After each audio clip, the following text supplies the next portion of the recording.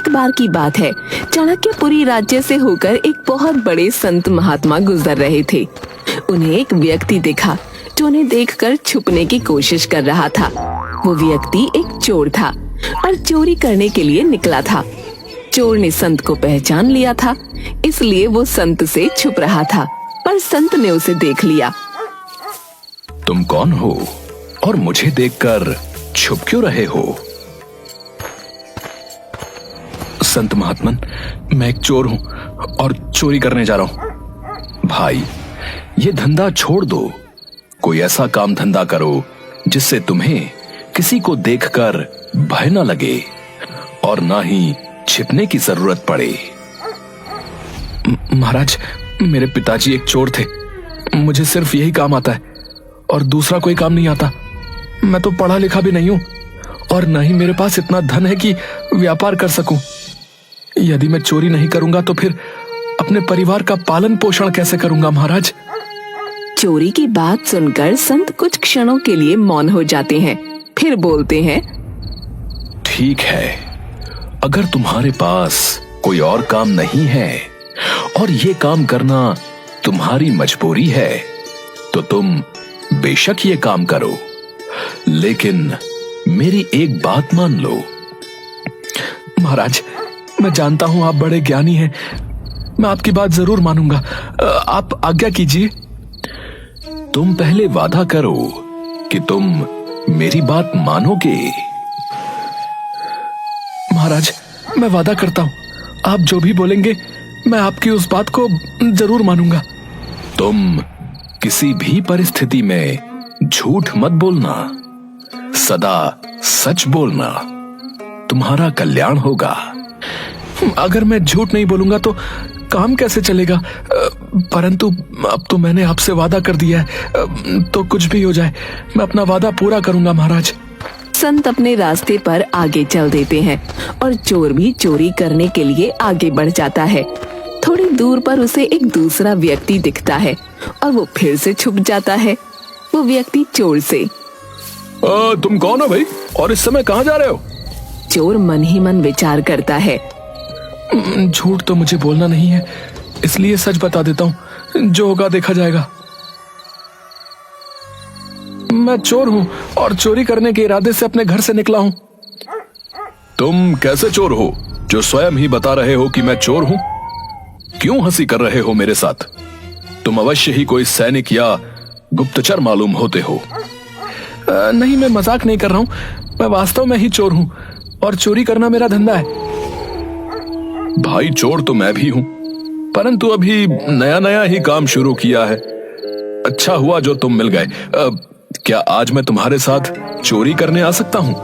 मुझे चोरी करनी सीखनी है। ठीक है, जो मिलेगा दोनों मिलकर बांट लेंगे। वैसे तुम चोरी करने कहां जा रहे थे? अभी तो ऐसा कोई विचार नहीं है, देखते हैं, जहां मौका मिल जाएगा वहीं चोरी कर लेंगे। अगर तुम चाहो तो हम राजमहल में चोरी कर सकते हैं। पागल हो गए हो क्या? राजमहल में कैसे घुसेंगे? घबराओ नहीं। अरे, मेरी बात ध्यान से सुनो। मैं पहले राजमहल में नौकर था, परंतु महाराज ने एक छोटी सी बात पर नाराज होकर मुझे नौकरी से निकाल दिया और आज उनकी वजह से मुझे चोरी करने की जरूरत पड़ रही है। अगर महाराज ने तुम्हें निकाल दिया तो तुमने कहीं और काम क्यों नहीं ढूंढा? क्योंकि राजा ने मुझे अपने महल से निकाल दिया तो किसी दूसरे ने मुझे काम देने की हिम्मत नहीं की और इसलिए मजबूरी में मुझे यह धंधा अपनाना पड़ रहा है। चोरी करना अच्छी बात नहीं होती, समझे? फिर तुम क्यों चोरी करते हो भाई? मुझे चोरी करने के अलावा और दूसरा कोई काम नहीं आता है और ना ही मैं पढ़ा लिखा हूं, समझे? इसलिए चोरी करना मेरी मजबूरी है। इसका मतलब हुआ कि हम दोनों ही मजबूरी में चोरी करते हैं।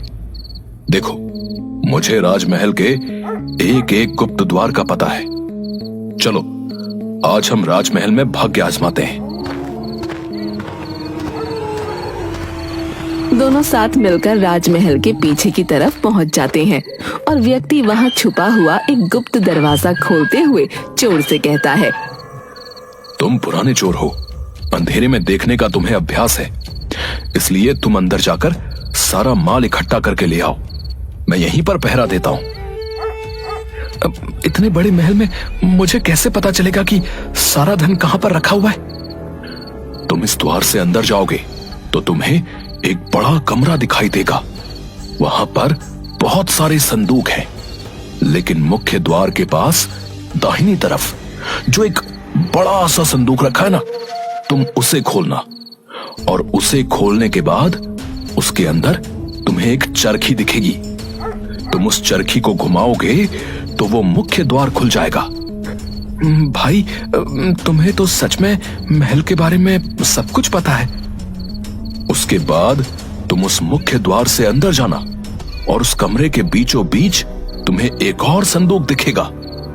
तुम उसे खोलोगे तो उसके अंदर तुम्हें चाबियों का गुच्छा मिल जाएगा। दूसरे दरवाजे के बाईं तरफ बक्सा दिखेगा, जो देखने में सबसे छोटा होगा और एक बड़े से बक्से के ऊपर रखा होगा। चाबियों के गुच्छे में जो सबसे छोटी चाबी होगी ना, उस चाबी से उस छोटे बक्से को खोल लेना। उसमें तुम्हें एक और छोटा सा संदूक दिखेगा। उस संदूक में बहुमूल्य हीरे रखे हैं। बस वही लेकर आ जाना। चोर बिल्कुल वैसा करता है जैसा उस व्यक्ति ने उसे बताया था।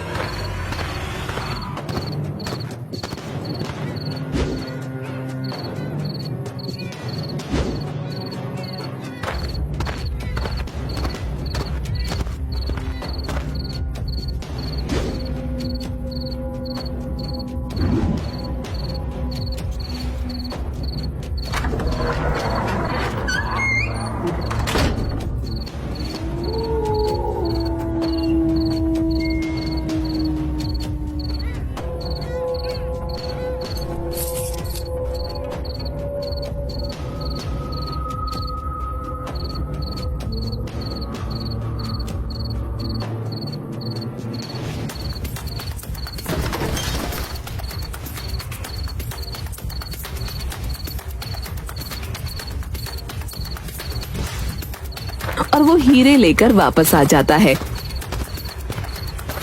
भाई, तुमने जैसा कहा था अंदर सब कुछ वैसा ही था। हाँ, ये लो तुम्हारे हिस्से का हीरा। मैंने उसमें से 2 हीरे निकाले, एक तुम्हारा और एक मेरा। लेकिन उस संदूक में तो 3 हीरे थे। तुम 2 ही क्यों लेकर वापस आ गए भाई? अरे भाई देखो, हम 2 थे। अगर मैं 3 हीरे लेकर आता तो वो तीसरा हीरा हम दोनों में बांटना बहुत मुश्किल था। इसलिए मैंने उस संदूक में से सिर्फ 2 ही हीरे निकाले, ताकि हम दोनों के बीच किसी तरह का मतभेद ना हो जाए। अरे भाई, तुम बड़े विचित्र चोर हो। तुम चाहते तो वो एक हीरा अपने पास रख सकते थे। मैं ऐसा नहीं कर सकता, क्योंकि मैं झूठ नहीं बोलता हूँ। इसलिए मैंने वो एक हीरा संदूक में वापस रख दिया, और हम दोनों के लिए एक एक हीरा लेकर ही बाहर आया। ये लो तुम्हारा हीरा। उस व्यक्ति को एक हीरा दिया और वहां से चला गया। मुझे लगता है कि ये मुझसे झूठ बोल रहा है। भला ऐसा कैसे हो सकता है कि अपनी जान जोखिम में डालकर कोई महल के अंदर चोरी करने जाएगा और सामने रखे हुए 3 हीरों में से सिर्फ 2 ही हीरे लेकर वापस आएगा, और उसमें भी एक हीरा मुझे दे देगा। ये अवश्य ही झूठ बोल रहा है। सुबह हुई और थोड़ी देर में ही बात फैल गई कि राजमहल में चोरी हो गई है। राजा ने मंत्री से कहा, चोर के बारे में पता लगाइए। खजाने का द्वार खुला हुआ मिला है।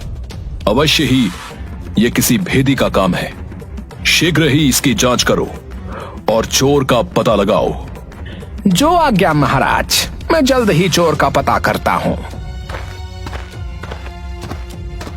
मंत्री ने खजाने के कमरे का निरीक्षण किया तो देखा सारे बक्से वैसे के वैसे ही बंद पड़े थे।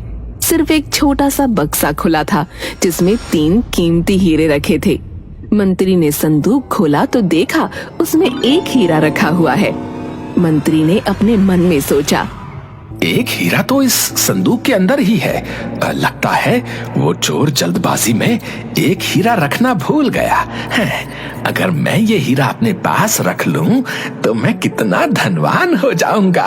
हाँ, चोर अगर पकड़ा गया तो वो लाख कहे कि मैंने सिर्फ 2 हीरे चुराए हैं, उसकी बात कौन मानेगा। हाँ, मैं ये हीरा अपने पास ही रख लेता हूं। हाँ। मंत्री फिर राजा के पास जाता है। महाराज, सारे बक्से तो ठीक हैं, सिर्फ एक बक्सा खुला हुआ है जिसमें 3 कीमती हीरे रखे थे और वही चोरी हुए हैं महाराज। क्या कहा? 3 हीरे चोरी हुए हैं? जी महाराज, उस छोटे बक्से में रखे हुए तीनों कीमती हीरे चोर ले गया महाराज। ठीक है मंत्री जी, आप जल्द ही चोर का पता लगाइए और उसे हमारे सामने प्रस्तुत कीजिए। तलाश शुरू की गई और जल्द ही चोर को राजा के सामने खड़ा कर दिया गया। क्या रात में तुमने ही राजमहल में घुसकर चोरी की थी?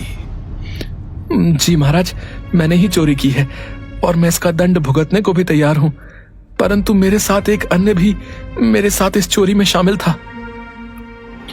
वो कौन था? उसका नाम बताओ। मैं उसका नाम नहीं जानता और न ही उसके घर का पता जानता हूँ। कल रात को पहली बार ही मैं उससे मिला था। मुझे उसके बारे में और कुछ भी नहीं पता है। उसने ही मुझे गुप्त दरवाजे से खजाने के अंदर जाने का रास्ता बताया था। क्या कहानी सुना रहा है झूठा कहीं का है? अपने साथी का नाम जल्दी बताओ, वरना मैं तुम्हारी खाल खिंचवा दूंगा, समझे? हाँ, आप जो सलूक चाहे मेरे साथ करें, परंतु मैं सच कह रहा हूँ, मुझे उसका नाम पता नहीं मालूम। मैं रात की सारी घटना आप लोगों को बता चुका हूँ और मैं जो भी कह रहा हूँ सच कह रहा हूँ। ये मेरे हिस्से का एक हीरा है जो मैंने अपने पास रखा था। तुम चोर हो, तुम्हारी बात पर विश्वास नहीं किया जा सकता। तुम कहते हो कि तुमने 2 हीरे चुराए थे और एक हीरा अपने साथी को दे दिया। लेकिन चोरी तो 3 हीरों की हुई है, फिर वो तीसरा हीरा कहाँ गया? मैं नहीं जानता, मैंने सिर्फ 2 हीरे ही चुराए थे। तीसरा हीरा मैंने वापस उस संदूक में ही रख दिया था। अगर तुम्हारी बात पर यकीन किया जाए तो ये बताओ, तुमने ऐसा क्यों किया? मंत्री जी, हम 2 साथी थे और संदूक में 3 हीरे थे। अगर मैं तीनों हीरे चुराता तो तीसरे हीरे का बंटवारा करना बहुत ही मुश्किल था। हम दोनों चोरों के बीच कोई मतभेद ना हो, ये सोचकर मैंने एक हीरा संदूक में वापस रख दिया था और 2 हीरे ही अपने साथ लेकर बाहर निकल गया था। मंत्री कुछ कहता उसके पहले ही महाराज बीच में बोल पड़े। मंत्री जी, ये चोर बिल्कुल ठीक कह रहा है। इसने सिर्फ 2 हीरे ही चुराए थे, जिसमें से एक हीरा इसने अपने साथी को दे दिया था और एक स्वयं रखा था। अपने हिस्से का हीरा इसने दे दिया और इसके साथी के हिस्से का हीरा मेरे पास है, क्योंकि मैं ही इसका साथी था। रात को जब मैं भेष बदलकर राज्य में घूम रहा था, उस समय मेरी मुलाकात इस चोर से हुई थी। जो हीरा इसने मुझे दिया था वो हीरा ये है। महाराज ने अपनी जेब से एक हीरा निकालकर सामने रख दिया। दरबार में सन्नाटा छा गया, सब मौन थे। थोड़ी देर बाद राजा, जब ये चोर मेरा हिस्सा मुझे देकर चला गया तो मैंने खजाने में जाकर इसकी जांच की, क्योंकि मुझे लग रहा था कि ये चोर झूठ बोल रहा है और इसने वो तीसरा हीरा अपनी जेब में रख लिया है और मुझे सिर्फ एक हीरा देकर चला गया। लेकिन अफसोस की बात यह है कि जब मैंने संदूक में देखा तो एक हीरा वहीं पर था जो इस समय मंत्री जी की जेब में है। मंत्री जी, आप उस तीसरे हीरे को अपनी जेब से खुद निकालेंगे या मैं सैनिकों को आदेश दूं? मंत्री हीरा निकालकर महाराज को देता है। राजमहल में चोरी के अपराध में मंत्री को कारागार में डाल दिया जाए। और तुम कैसे चोर हो जो चोरी भी करते हो और सच भी बोलते हो? महाराज, मैं एक संत महात्मा से मिला था जिन्होंने मुझसे सदा सच बोलने का वादा करवाया था। क्योंकि मुझे कोई दूसरा काम नहीं आता महाराज, इसलिए चोरी करना मेरी मजबूरी है। मैं तुमसे बहुत प्रसन्न हूं और तुम्हें अपना मंत्री बनाना चाहता हूं। महाराज, आपकी बड़ी कृपा दृष्टि है, परंतु आज मुझे ये मंत्री का पद सिर्फ उन संत महात्मा के वचनों द्वारा ही प्राप्त हुआ है। इसलिए मैं अपने जीवन का कल्याण करने के लिए उन संत महात्मा के पास ही जाना चाहता हूँ और उनकी ही सेवा सुमिरन में अपना बाकी का जीवन व्यतीत करना चाहता हूँ महाराज। उन संत महात्मा से हम भी मिलना चाहेंगे जिन्होंने एक चोर को उसके अवगुण के साथ उसको इतना गुणवान बना दिया। ऐसे संत को हमारे राजमहल में होना चाहिए। यह हमारे राज्य के लिए बहुत ही हितकर होगा। राजा के आदेश पर संत को ढूंढा जाता है।